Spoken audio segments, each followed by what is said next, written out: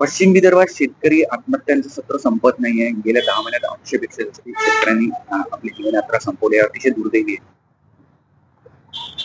असं आहे की मोठ्या प्रमाणात शेतकरी आत्महत्या करतोय. आता जी आकडेवारी पश्चिम विदर्भातली आलेली आहे, 850च्या वरती शेतकऱ्यांनी आत्महत्या केल्या अशा पद्धतीची आकडेवारी आली आहे. आणि आज शेतकरी किती अडचणीत त्या सर्वांना आपल्याला कल्पना आहे.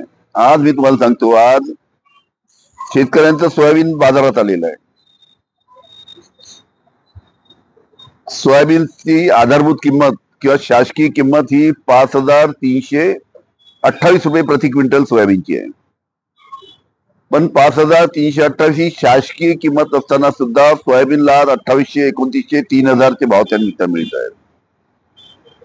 सोयाबीनचे केंद्र चालू झाले नाही, कापसाला भाव नाही. परदेशातून कापूस आणायला जो 11% आयात कर लागत होता, तो 11% आयात कर 17 ऑगस्टच्या निर्णयाने रद्द करण्यात आला. त्याच्यामुळे मोठ्या प्रमाणात कापूस परदेशातनं भारतात येतोय. त्याच्यामुळे कापसाला भाव नाही, धानाला भाव नाही, तिकडे कांद्याला भाव नाही. या शेतकऱ्यांच्या समस्या मोठ्या प्रमाणात आहे आणि त्याच्यामुळे मोठ्या प्रमाणात शेतकरी आत्महत्या करते. शासनाच्या याच्याकडे काही लक्ष नाही.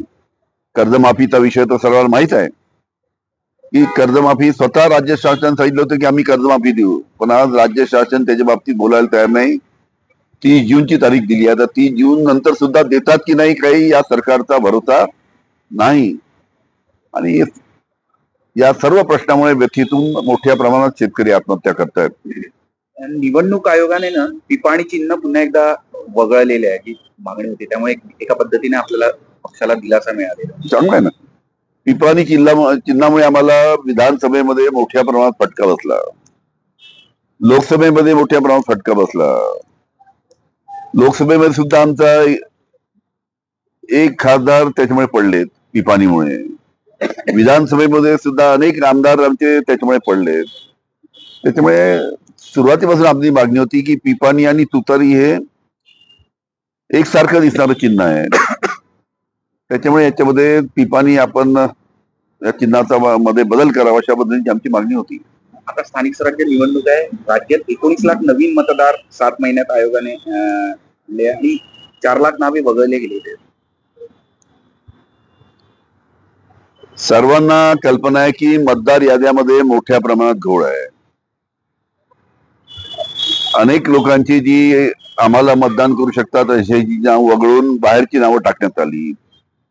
बाजूच्या राज्यातील लोकांची नावं टाकण्यात आली. अनेकांचं दुबारा नाव आहे. अशा पद्धतीनं मोठ्या प्रमाणात या मतदार याद्यामध्ये घोळ असल्यामुळे आमच्या महाविकास आघाडीच्या सर्व पक्षाची मागणी होती की यामध्ये संपूर्ण याद्या व्यवस्थित तपासून ज्या निवडणुका जिंकण्यासाठी ज्या याद्यामध्ये घोळ करण्यात आलेल्या आहेत त्या सर्व त्रुटी दूर कराव्या आणि यादी स्वच्छ झाल्यानंतर मग स्थानिक स्वराज्य संस्थेच्या निवडणुका घ्याव्या ही आमची मागणी होती.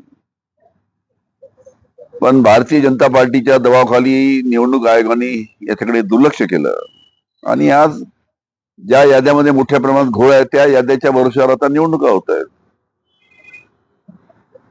चला, स्वराज्य संस्थेच्या निवडणुकीमध्ये महाविकास आघाडी म्हणून तुम्ही लढणार आहात की कशा पद्धतीची भूमिका असणार? स्थानिक स्वराज्य संस्थेच्या निवडणुकीमध्ये आमच्या पक्षाची किंवा महाविकास आघाडीमध्ये जे सर्व घटक आहेत त्या सर्व घटकाची त्या पद्धतीने निर्णय झालाय की स्थानिक स्तरावर त्यानिमित्तानं आपण सर्वांनी एकत्रपणे लढलं पाहिजे. काँग्रेस, राष्ट्रवादी, उद्धव साहेबांची शिवसेना आणि बाकी मित्रपक्ष, त्याच्यामुळे शक्यतोवर एकत्र आपण लढावं अशी सर्व पक्षाची भूमिका आहे. याचा निर्णय करण्याचा अधिकार सर्वांनी जिल्हा स्तरावर दिलेला आहे.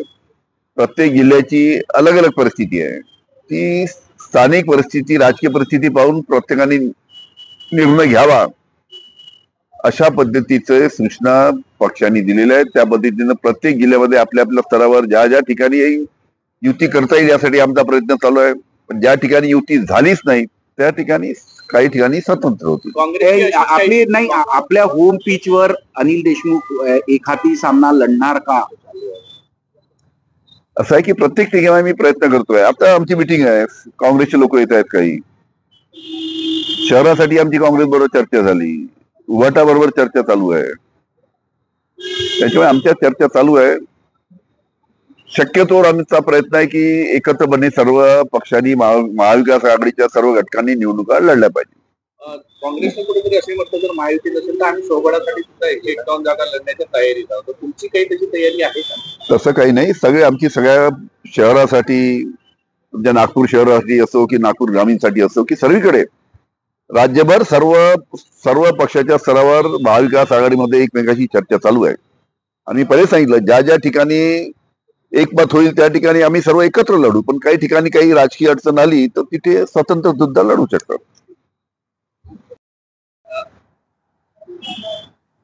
दौऱ्यात एक पत्र जे होतं तरुणांनी दिलेलं आहे, लग्नावर होता आणि त्याला मुलगी मिळत नाही, आयुष्यभर ऋणी राहील असं पत्र त्यांनी भावनिक लिहिलेलं आहे.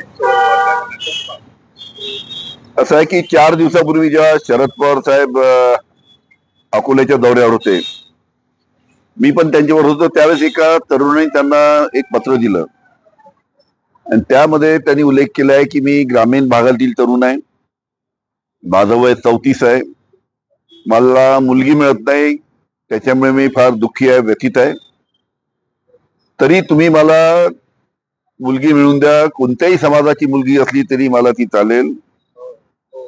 मी घर जावई व्हायला सुद्धा तयार आहे, त्यांच्या घरी जाऊन लागेल तर तिथे काम करील, पण मला आपण मुलगी मिळून माझी व्यथा दूर करा. आणि शेवटी त्यांनी म्हटलंय की मी आयुष्यभर आपला ऋणी राहील, या बाबतीत जर तुम्ही मला सहकार्य केलं तर, अशा पद्धतीने त्यांनी पत्र लिहिलेलं आहे.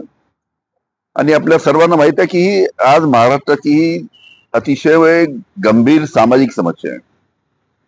ग्रामीण भागामध्ये मुलांना मुली मिळत नाही, त्यांचं वय वाढून जातं पण मुली मिळत नाही. मुलींची सुद्धा अपेक्षा आहे की आपल्याला ग्रामीण भागातील शेतकरी जो आहे, शेती करणाऱ्या तरुणापेक्षा शहरातील नोकरी करणारा तरुण त्यांना पाहिजे असतो. त्यांची अपेक्षा साहजिक आहे मुलींच्या. म्हणजे 10 एकराचा शेतकरी मुलगा चालणार नाही, पण एखाद्या तुमच्या शहरातील ऑफिसमध्ये काम करणारा, छोटं काम करणारा तरुण सुद्धा त्यांना चालतो. आणि शहरांकडे मुलींची ओढ असणं साहजिक आहे त्यांची, आणि त्याच्यामुळे ही समस्या आहे. दुसरं महत्वाचं कारण म्हणजे ज्या पद्धतीनं मुलांनी मुलींचं प्रमाण की 1000 मुला मुलींच्या संख्येमध्ये मुलं किती आणि मुली किती, सुरुवातीला 1000च्या संख्येमध्ये समजा 550 मुलं असतील, 450 मुली असतील, तर आता हे प्रमाण उलट झालेलं आहे. आता 550 मुली आहेत आणि 450 मुलं आहेत. त्याच्यामुळे अनेक प्रगत राज्यामध्ये सुद्धा किंवा अनेक प्रगत जिल्ह्यामध्ये सुद्धा मुलींची संख्या मुलांपेक्षा जास्ती आहे. म्हणजे आज महाराष्ट्रातल्या अनेक जिल्ह्यामध्ये मुलींची संख्या जास्ती आहे. त्यामुळे हा सुद्धा एक प्रश्न आहे, हे सर्व सामाजिक प्रश्न आहे आणि याच्यामध्ये सामाजिक स्तरावर आणि राजकीय स्तरावर याच्याकडे पाहायला पाहिजे. पण एक महत्वाची गोष्ट आहे की किती आशेने आज महाराष्ट्रातील तरुण असो, सर्व महाराष्ट्रातील जनता किती आशेने शरद पवार साहेबांकडे पाहत आहेत, ही अतिशय महत्वाची गोष्ट आहे. म्हणजे पवार साहेबांना आपण सांगितलं नक्की पवार साहेब याच्यामध्ये आपल्याला सहकार्य करतील, मदत करतील, या आशेने विचाराने त्यांनी पत्र लिहिलेलं आहे. एक राजकीय प्रश्न, अरुण गुजराती यांनी राष्ट्रवादी प्रवेश केला, अजित पवार पक्षात.